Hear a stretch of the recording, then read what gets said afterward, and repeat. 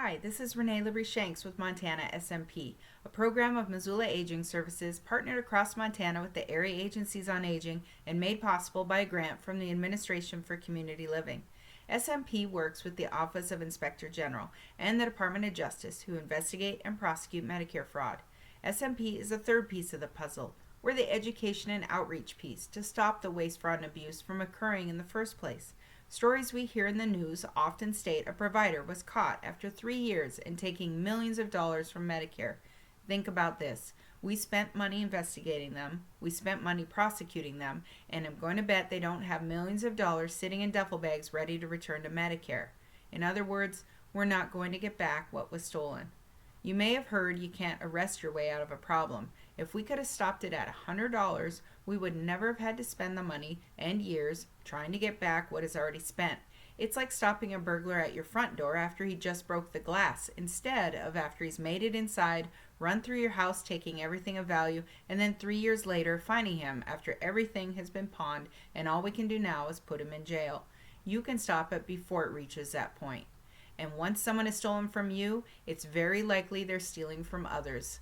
And $9 can easily turn into $1.37 million in a system like Medicare, where they process 4.5 million claims a day. We could pay for the EPA, the Department of the Interior, the National Nuclear Security Administration, and NASA, and still have $22 billion left over to equal the amount lost to Medicare fraud each year. And the person on Medicare themselves or their caregivers are the one in the position of being the first line of defense to stop it. The simple steps that everyone can take is how we will stop the fraud. 1. Protect.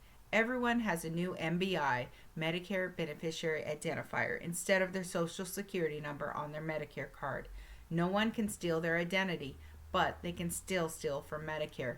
Treat it like a bank account number and never give it out to a stranger. If it does become compromised, call Medicare right away. They may issue a new card or they may ask you to monitor your Medicare statements, which is number 2, detect.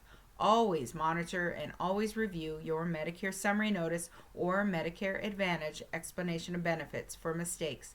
Look for the main things like charges for something you didn't get, billing for the same thing twice, services that were not ordered by your doctor, or it could be a data service that gives it away, or a provider you don't recognize. Whatever it is, check it out, which brings us to number 3, report. Report or question anything that doesn't look right to you. If you need help, please call your local SMP.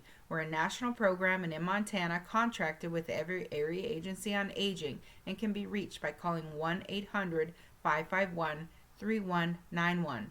The business of scamming the elderly is so prevalent, it's become one of the leading industries in the country. So please read your statements, protect yourself, and protect Medicare. Thank you and have a good week.